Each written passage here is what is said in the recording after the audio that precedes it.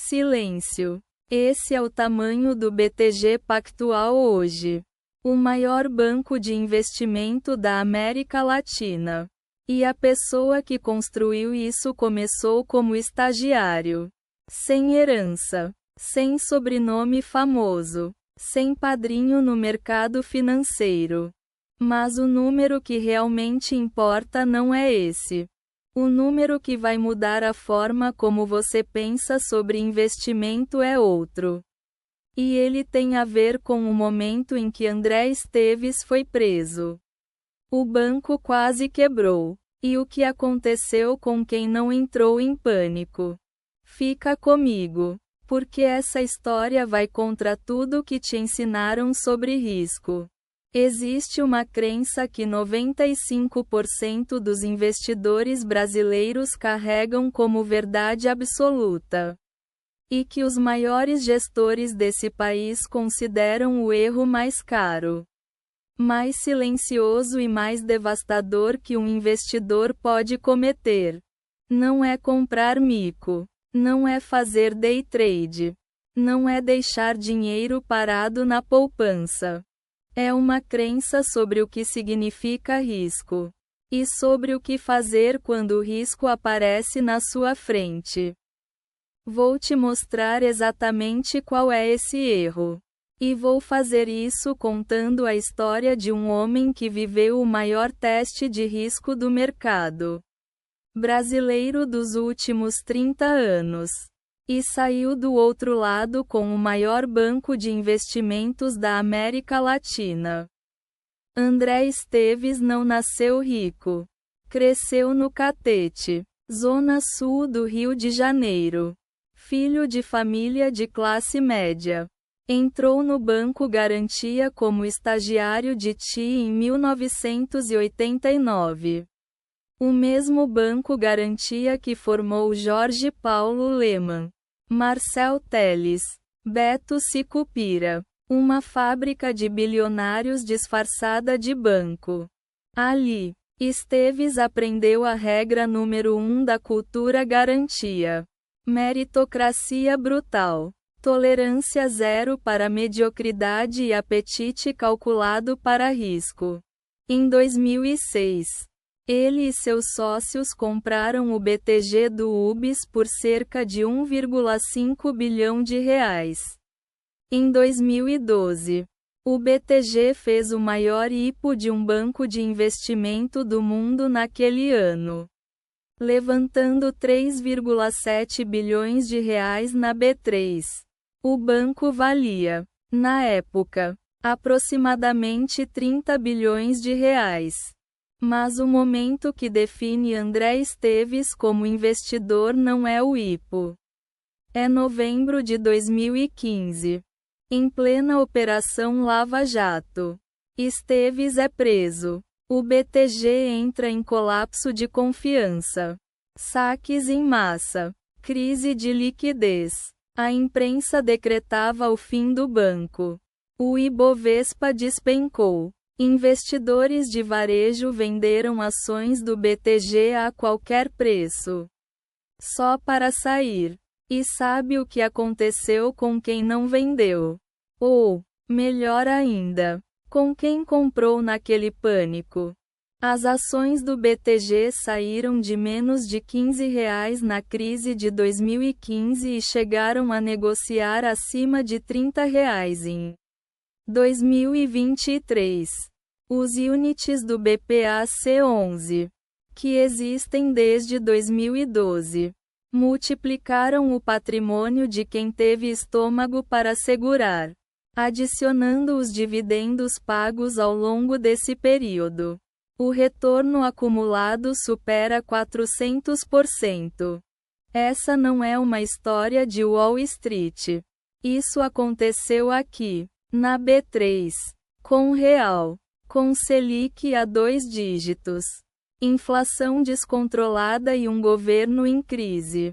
E é exatamente por isso que a filosofia de André Esteves importa para você, investidor pessoa física brasileiro. O princípio número 1 de André Esteves pode ser resumido em uma frase que ele já repetiu em entrevistas e palestras. Traduzindo isso para o seu mundo.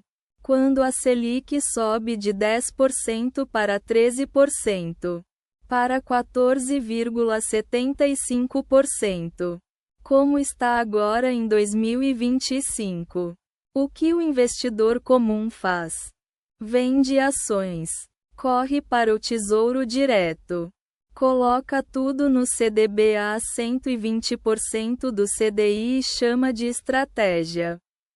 E o que André Esteves faz? Ele e o BTG olham para os ativos que estão sendo vendidos no desespero e perguntam: esse desconto reflete o fundamento do negócio? Ou reflete o medo de quem está vendendo?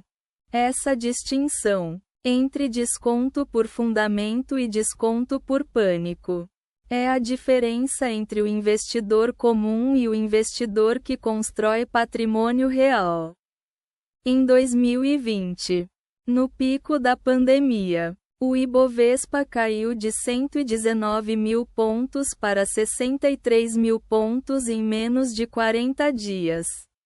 O Circuit Breaker acionou 5 vezes em uma semana. A mídia decretava o apocalipse econômico.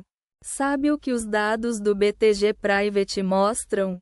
Que os clientes de alta renda que compraram naquele momento ações de Itaú, Localiza, Petrobras, UEG, dobraram o patrimônio em 18 meses.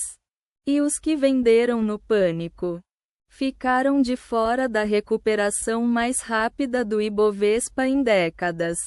Luiz Barsi fez isso por 40 anos comprando ações de elétricas e bancos no desespero. Luiz Stuhlberger fez isso com o Fundo Verde atravessando todas as crises brasileiras desde 1997.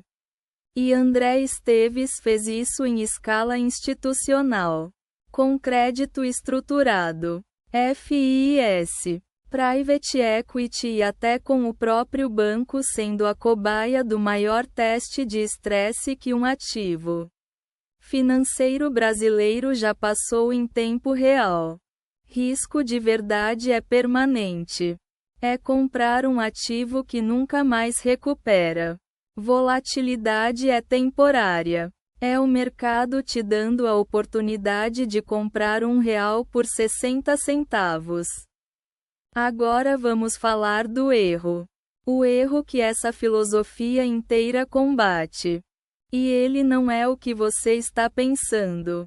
Não é o day trade. Embora o day trade seja um destruidor de patrimônio documentado. A CVM publicou um estudo em 2019 que analisou 19.646 investidores que fizeram day trade na B3 por pelo menos 300 dias. 97% deles perderam dinheiro. Dos 3% que lucraram, a mediana de ganho foi de R$300 por mês. Não é o mico. Embora a dica no grupo do WhatsApp sobre aquela small cap que vai explodir tenha destruído mais patrimônio do que qualquer crise macroeconômica. O erro mais caro, o mais silencioso, o mais perigoso, é o que o mercado financeiro americano chama de behavior gap. A diferença entre o retorno do fundo e o retorno do investidor no mesmo fundo. Como assim? É simples. Um fundo rende 15% ao ano. Mas o investidor médio que está dentro desse fundo rende 8%. Por quê? Porque ele entra depois que o fundo já subiu. Quando está na mídia. Quando o vizinho está falando. E sai depois que o fundo cai. Quando está sofrendo. Quando o medo bate. No Brasil, esse comportamento é amplificado pela cultura do curto prazo. A gente tem uma geração de investidores formada por Selic a 14%, onde a renda fixa sempre entregou retorno real positivo sem nenhum esforço. Então, quando as ações caem 20%, 30%, o investidor compara com o CDI e entra em colapso psicológico. André Esteves diria que esse é o maior presente que o mercado brasileiro oferece para quem tem disciplina. A irracionalidade alheia cria o desconto que você precisa para ter retorno assimétrico. Você não é André Esteves. Não tem 200 bilhões de reais para alocar. Não tem mesa de trading. Não tem acesso a crédito estruturado e não tem analistas de private equity na sua equipe. Mas você pode aplicar a mesma filosofia com os instrumentos que você tem acesso hoje mesmo. 3 princípios concretos, acionáveis, sem romantismo. Se André Esteves analisasse sua carteira hoje, a primeira pergunta que ele faria seria: você está posicionado para comprar na próxima crise? Ou vai precisar vender? Liquidez não é só segurança. É munição. André Esteves provou, com dados, com história e com o próprio banco como laboratório, que a maior vantagem competitiva do investidor brasileiro não é acesso à informação. É controle emocional durante a crise. E os números dos últimos 30 anos na B3 confirmam. Cada grande queda do Ibovespa. 1999, 2002, 2008, 2015, 2018. 2020, foi seguida por uma recuperação que multiplicou o patrimônio de quem não vendeu. O investidor que entende isso e age de acordo não precisa de dica. Não precisa de timing e não precisa de sorte. Precisa de paciência e de munição para comprar quando todo mundo está vendendo. Concorda ou discorda?